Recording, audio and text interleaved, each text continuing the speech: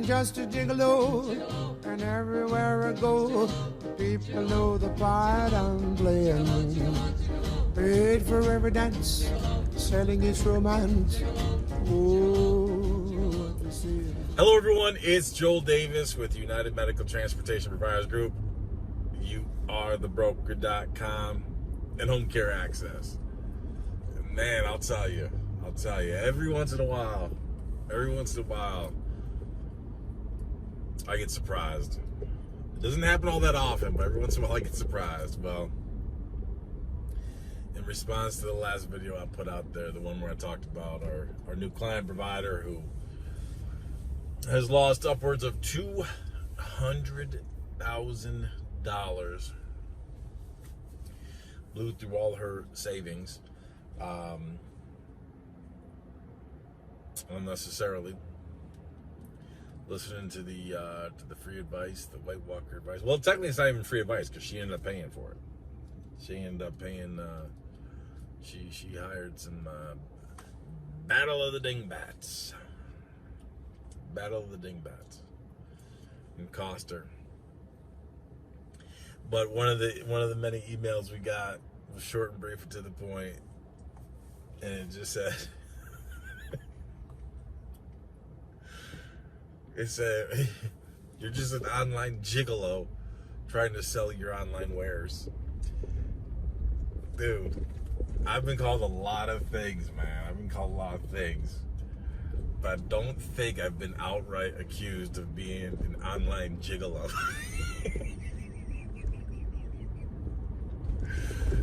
But man, I'll take that, man. I'll take that.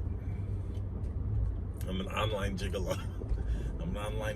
I'm just trying to sell my stuff. That's so awesome, man. Again, it's like, man, I've been in this game so long, and you know, you work with different people and you see, and, you know, but so it's not not often that I'm like, man, you caught me slipping on that one. You caught me on my feet. I'm surprised, but to be called an online gigolo, that is classic. So whoever it is that sent that, love it. You made me laugh. So the reason I want to I'll shoot this quick video and talk about an important point, and that is, I'll be careful what I say. I don't want to give too much, because it's again, especially because I'm an online gigolo, and I got to be careful of what information I do share, because if you're not working directly with someone, what you do share can be taken and used inappropriately, and then it could lead to a problem. And last thing I want to do is be something like the battle of the Dingbats, or all the White Walkers and all their fake book groups, and then you end up leading someone down the wrong path. So I want to talk a little bit about selling your business, because we do get a lot of emails, a lot of requests, typically from, I would say that overall probably 80-85% of the time, I'm working with people to sell their business. But then there's also a lot of people that we work with, obviously, who are looking to purchase a business. So the reason I mention this is because there's a couple of key points I want to make. You may not be thinking about selling your business right now. Timing could not be right. You may not be in the position. You may be loving what you're doing. Let's keep it rolling. So you're not in a position to sell your business. We know that that's one of our key goals: build, grow, scale, put ourselves in a position, sell at a future multiple. But along the way, how do we further scale? Could we buy a competitor? A couple of things that we're working on with some different people right now, and looks like we might get some decent pickups here pretty soon. Some good cost-effective acquisitions.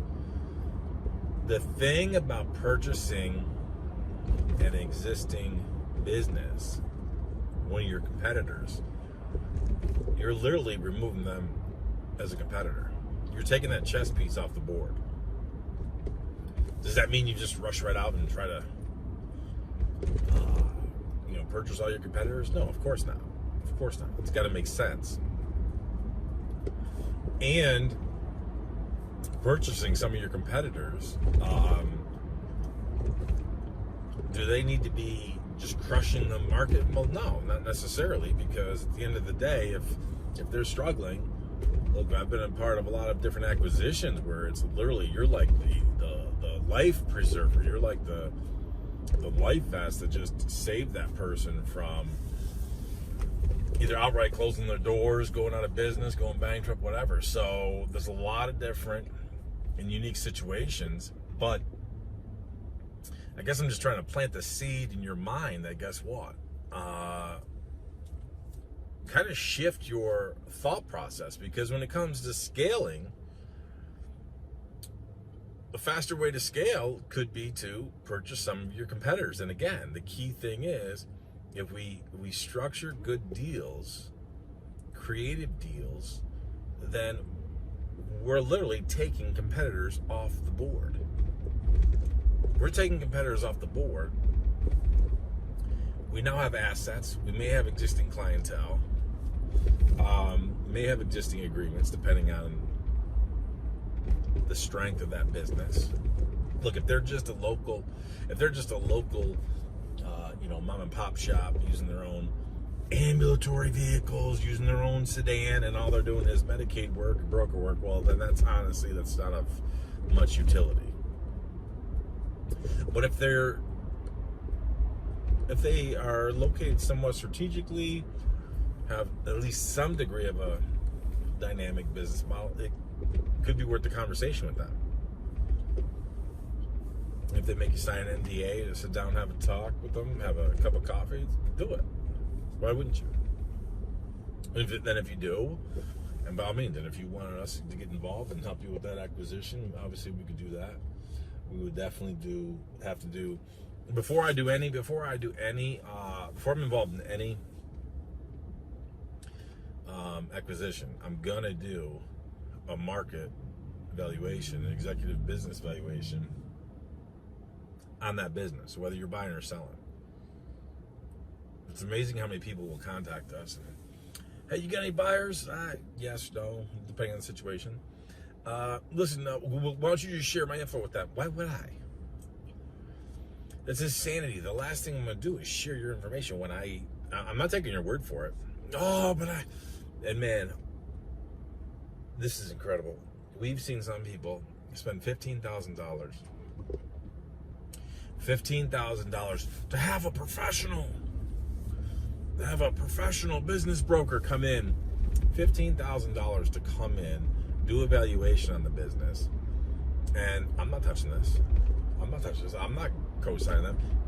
They have no prior experience or in-depth knowledge of our industry. I'm not co-signing that. I'm not doing that.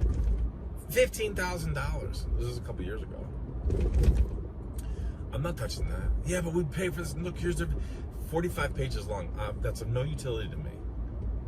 If you think I'm going to take that and go refer that to somebody else, a prospective buyer who chances are good that we're going to continue to work with, long term, I'm not going to co-sign that. If I can't co-sign it, I'm not going to recommend it. So people get upset because we don't. I won't just refer names and can you share the info? No, absolutely not. And then you'll get people. So let's say you do make contact with. Here's a couple of key nuggets. So for you White Walker advisors and you Battle of the Dingbats, when you're doing all your free nonsense, here's a couple of tidbits. Pick up on this. So when you make contact with a prospective buyer and you sit down to just have a conversation to see what the level of interest is in selling their business, and they try to tell you how, we got these great vehicles. We got these super duper striker stretchers, and they're just, man, these are phenomenal. These are industrial strength, ambulance strength. No one cares. No one cares. The market does not care. The market does not care. It's like I talked about in my last video when I was talking about the race baiters. All of us, we gotta do it for our people. The sisterhood is strong. The sisterhood is, we gotta stick together. We gotta do it for our people. Your money don't care. Your money don't care. And the valuation on your business, no one cares.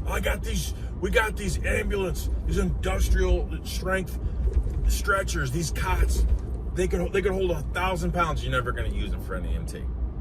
So if you pay $25,000 and $30,000 for a stretcher, you're the sucker. You're the sucker. Overkill. I only need a shovel here. I only need a shovel, and you're trying to bring in an excavator. But I paid $85,000 for these Ford Trans. No one cares. No one cares.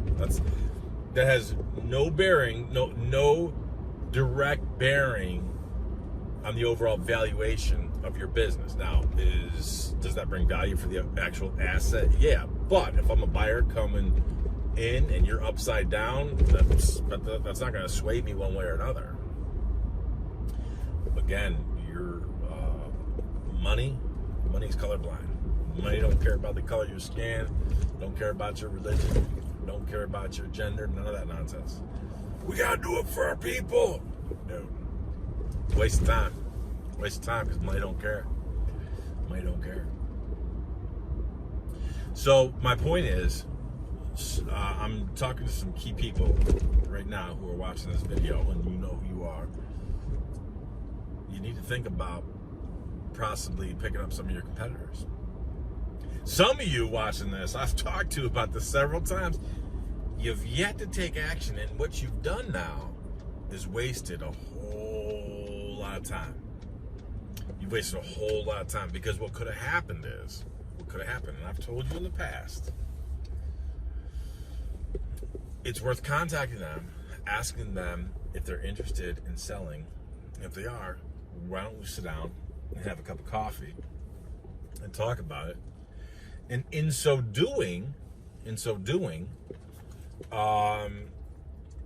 say, you know what? I got to sit on this for a while. Now, sitting on a deal could be huge leverage. Leveraging time. And you hear me talk about so many times when it comes to contracts and agreements, it's a process. And that process can take time. So for some of you who I've talked about in the past, when I've worked with you, you need to approach your competitor and just ask them, are you open to selling your business? At least having that conversation. Just because you have the conversation doesn't mean that you're obligated to buying it. But you've now planted the seed in their mind, and now we can leverage time. How much time has been lost because back in the day when I suggested to you, you didn't act? How much time has been lost? For some of you, it's been a long time. We could have been leveraging that time, because if we said, nah, you know what, I'm really not ready yet, and we know the situation of their business, they're not in a very strong position. So over the last X number of months to a year, where you've been dilly-daddling around, either they've gotten stronger or weaker. Because if they've stayed the same, you've gotten weaker. You're either improving and increasing, or if you're stagnant, you're losing. You're losing. We could have planted that seed a long time ago to that other provider, that prospective seller, that if we got them at least thinking about the prospects of selling their business, they could have either dug in and worked to grow and enhance their business, but chances are good they probably didn't, which means we could have been leveraging time. Because if they stay the same, that means they're losing. And if they're losing, then they're going to, at some point in time, circle back and say, hey, by any chance, are you still interested? Ooh, that's a position of strength. That's a position of strength. That's a position of strength. And the negotiations are even tighter. We squeeze it even tighter. Squeeze it even tighter. But you guys who the White Walkers, all you White Walkers there who follow all the White Walker advisors in the Battle of the Dingbats, you guys probably knew that. You probably picked that stuff up from them. But when you are meeting with someone who's interested in selling their business, here's another key point. Hey, White Walker advisors, pay attention to this. White Walker advisors, Battle of the Dingbats, pay attention to this. There's a big difference. There's a big difference between you trying to pick up a competitor. You're already in the business. You're already in the marketplace. You're already in a centralized location, and you want to remove one of your competitors from the board. You want to pick them up so that you gain more market share. Huge strategic move. That is a different type of acquisition than someone who wants to find a specific market, find a specific business. They're looking to purchase a business strictly from a asset perspective, as in they want to purchase an asset. That's a totally different conversation, totally different play. The way we go about that acquisition is totally different. Totally different. If I'm looking for strictly on paper, I want an asset, I need a different type of business, different type of conversation. The metrics, the data points are going to be completely different because I'm looking for an asset. I'm not looking to go into that business and be an operator. I'm not looking to go in it to be actively involved. I'm looking specifically for an asset on paper. So those are different types of businesses, different price points, margins will be different, asking prices are typically going to be a lot different. What I'm suggesting is, if you're already operating in a specific market, having a conversation with a prospective or a possible competitor to acquire them, take them off the board, could be a great strategic move. But again, those are two totally different type of acquisitions. And those are definitely much longer topics of conversation. So if you thought about that, here's a little test. Ask if you are a White Walker and you're in your group chats with your White Walker advisors or the Battle of the Dingbats. Ask them about the differences and some of the dynamics. What are some of the differences between an acquisition where you are already in operation in a specific market, you want to purchase an existing business to further scale your business? What's the difference between that type of an acquisition versus an acquisition where you're looking to buy a business that specifically is going to be an asset? So you would say to, hey, White Walker advisor, hey, Battle of the Dingbats, what's the difference between these two different types of acquisition? What are the different variables, key data points? What are the performance indicators I should be looking for?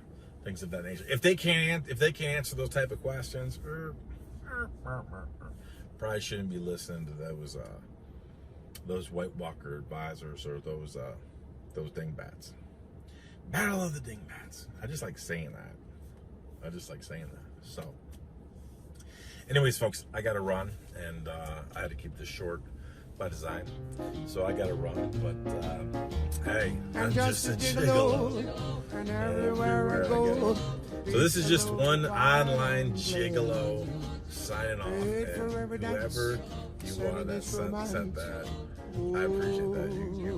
You definitely got me good. You got me for a good laugh. So I appreciate that. You made me smile. You cheered up my day. So thanks so much. When the end comes, I know they'll suggest a Jiggalo. Stay tuned when you do. Life goes on without me, and just a Jiggalo everywhere I go. People know the part I'm playing. Paid for every dance, selling each romance. Oh, what they say. And there will come a day, and youth will pass away. What will they say about me? When the end comes, I know there's just a Jiggalo's. Life goes on without me.